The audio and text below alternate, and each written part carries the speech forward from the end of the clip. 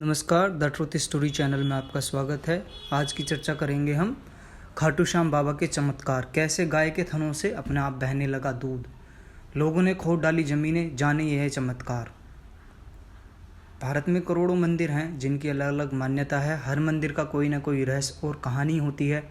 ऐसा ही एक मंदिर राजस्थान के सीकर के खाटू गाँव में स्थित है, जिसे हम बाबा खाटू श्याम मंदिर के नाम से जानते हैं। भारत में कृष्ण भगवान के मंदिरों में से सबसे प्रसिद्ध मंदिर है। खाटू श्याम के कलयुग का देवता कहा जाता है और इस मंदिर की कई अलग अलग मान्यताएं हैं। लोगों का कहना है कि श्याम बाबा से भक्त जो मांगते हैं वो उन्हें ज़रूर देते हैं। इसी कारण उन्हें लख दातार के नाम से जाना जाता है। हिंदू धर्म के अनुसार खाटू श्याम को कलयुग में कृष्ण जी का अवतार कहा जाता है। तो खाटू श्याम की शक्तियों से खुश हुए थे श्री कृष्ण जी। जानकारी के अनुसार खाटू श्याम का संबंध महाभारत काल से है। बाबा खाटू श्याम पांडुपुत्र भीम के पोते थे और बाबा खाटू श्याम की शक्तियों से खुश होकर भगवान श्री कृष्ण ने उन्हें कलयुग में श्याम के नाम से पूजने का वरदान दिया था। कहा जाता है जब वनवास के दौरान पांडव अपनी जान बचाने के लिए इधर उधर जगह ढूंढ रहे थे, तब भीम का सामना हिडिंबा से हुआ। हिडिंबा ने भीम से एक पुत्र को जन्म दिया जिसे हम घटोत्कच के नाम से जानते हैं। घटोत्कच के पुत्र का नाम ही बर्बरीक था, जिसे हम कलयुग में बाबा श्याम के नाम से जानने लगे हैं। महाभारत के युद्ध में जब भगवान कृष्ण जी ने बर्बरीक से पूछा कि तुम किसकी तरफ हो, तब बर्बरीक ने कहा जो पक्ष हारेगा मैं उसकी तरफ हूँ।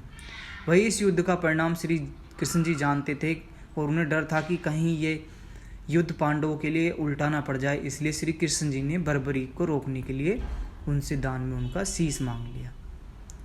वहीं श्री कृष्ण जी के कहते ही बर्बरीक ने अपना शीश दान कर दिया और बर्बरीक ने कृष्ण जी से अपनी आंखों से युद्ध देखने की इच्छा जाहिर की। ये कहते हैं कि भगवान श्री कृष्ण मुस्कुराए और उनके सिर युद्ध वाली जगह पर एक पहाड़ी पर रख दिया। इसी के चलते युद्ध खत्म होने के बाद पांडव लड़ने लगे और कहने लगे युद्ध किसने जीता है।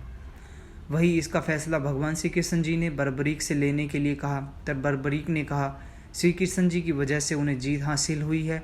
इस शीश के बलिदान से भगवान श्री कृष्ण जी ने खुश होकर कलयुग में श्याम के नाम की पूजा जाने से वरदान दिया। यानी कि जो खाटू बर्बरीक थे उनको बाबा श्याम के नाम से कलयुग में उनकी पूजा की जाएगी। इस तरह का भगवान कृष्ण जी ने उनको वरदान दिया था।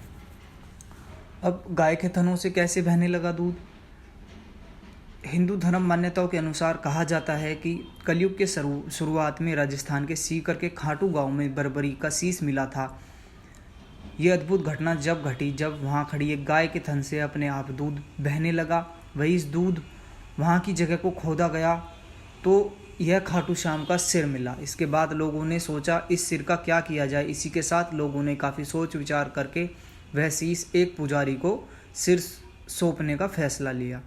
इसके बाद वहाँ के राजा रूप सिंह को मंदिर बनवाने का सपना आया।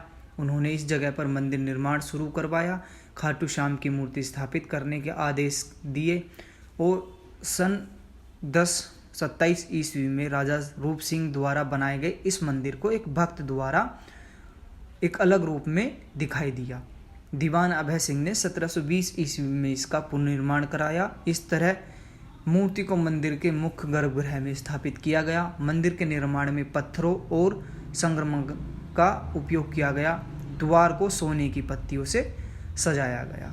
धन्यवाद। जय खाटू श्याम बाबा, हारे के सहारे खाटू श्याम हमारे। धन्यवाद।